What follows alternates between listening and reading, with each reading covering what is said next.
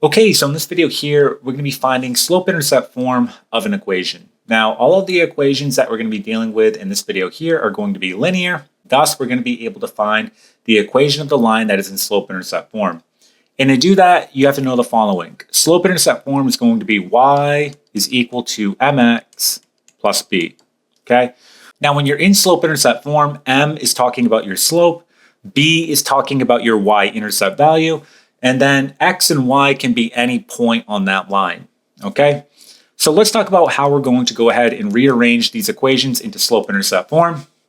So looking at my first equation here, this is actually in standard form, where you have ax plus by equal to c.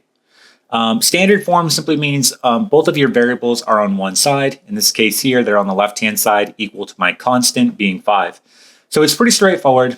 All you have to do is go ahead and isolate y. So I want to isolate this part here. So I'm going to solve it just like I would an equation. I'm going to move over this 5x, meaning I have to subtract. So I'm going to minus 5x on both sides. Okay. This will cancel out. I bring down 2y equal to, now 5 minus 5x, those are not like terms. So I'm just going to write them as is. So negative 5x and then plus 5. Okay. And then your last step, divide everything by 2, and then you'll be done. So divide by 2, 2, and 2. This will cancel. You get y is equal to negative 5 all over 2, and then x, and then plus 5 over 2. Okay? And this problem is now done. There is slope-intercept form. So my slope here is negative 5 over 2, and my y-intercept is 5 over 2. All right? Okay, so going on to our next problem. This one will be pretty straightforward. I need to isolate y. So all I have to do is add 7x on both sides, and then I'll be done. This will cancel. I get y is equal to, now these are not like terms. I can't combine them. So I'm going to write plus 7x and then minus 5. And you're done. There's slope-intercept form, right? All right, let's go ahead and try a few more examples that are a bit more tricky. So here's our next example, and notice that you're dealing with fractions, but it's not a big deal. We're going to solve it just like we were before. So we're going to isolate y, okay? Meaning I have to move over this 3 over 2x. It's positive. I'm going to subtract it. So when I do that, I get negative y is equal to negative 3 over 2x, again, because I'm moving it over, and then plus 6. And then from here, you're almost done, but you can't leave the negative on the y. Remember, that's really negative 1 times y. So it's really negative 1 times y. So if you want to get rid of that negative 1, you have to divide everything by negative 1, meaning all of your signs are going to change here, right? So if I divide all of my terms by negative 1, that essentially changes all of my signs, meaning I get y is equal to positive 3 over 2x and then minus 6, okay? And we're done, okay? Let's go ahead and try this one here. Now this one you have multiple fractions, but again, not a big deal. We're going to solve for y and then go from there. And to do that, I have to move over 5 over 3x. It's positive. I'm going to subtract it. When I do that, I get the following. I get 7 over 2y equal to negative 5 over 3x and then plus 3. Okay? So from here, you can do it in 2 steps or in 1 step, depending on how you want to do it. But I have 7 over 2 times y. If you simply multiply everything by 2 over 7, the reciprocal, that will get rid of this fraction right here, and you're going to be left with y. So that's what I'm going to do. I'm going to multiply everything by 2 over 7. So it will all cancel out here. That's what we want. We're left with y. But remember, I also have to do it here. So times 2 over 7, and then same thing here, times 2 over 7. Okay? Now, doing this one out here, when you're multiplying fractions, just go right across. You're going to get the following. You get y is equal to negative 5 times 2 is negative 10. And then 3 times 7 is 21. And then you have x. Okay. Now, this one here, we can't reduce. We're going to leave it just like that.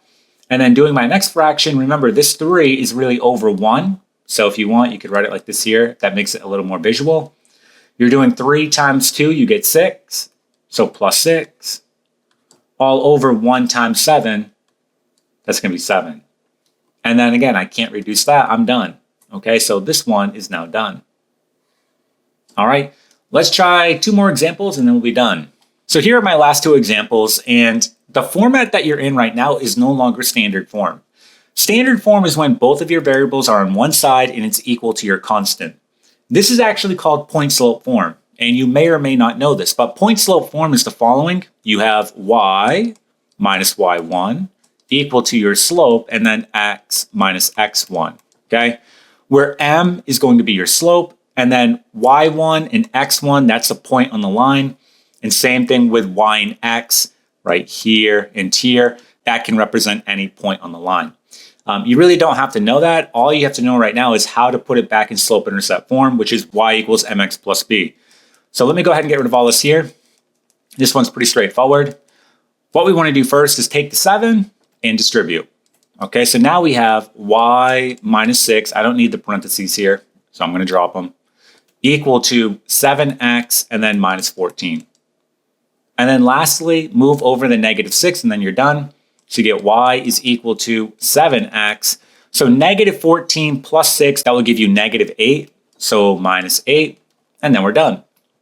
Okay, so just to reiterate here, if you were to graph the line that I have boxed in, and then you were to graph this right here, they're going to be exactly the same, but they're in a different format. Again, it was originally in point slope form. We took it out of that and put it in slope intercept form, but they are the same line, okay?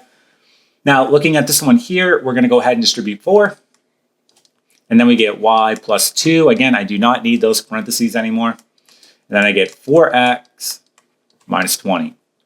Lastly, I'm going to minus 2 on both sides. So again, you're minusing 2 on both sides. This will cancel. I get y is equal to 4x and then minus 22. And then I'm done. Here it is. Okay. So that's it. That's how you can put an equation in slope-intercept form if you're dealing with a linear equation. In the examples that I gave you in this video here, we were dealing with standard form in point-slope form and then converting it back into slope-intercept form. All right. So that's it. I hope that you found the video helpful. I hope that you gained something. If the video did in fact help you, if you could just go ahead and give it a thumbs up, that'd be greatly appreciated. Also, make sure you subscribe. That way you get more math videos in the future, and I'll see you in the next one.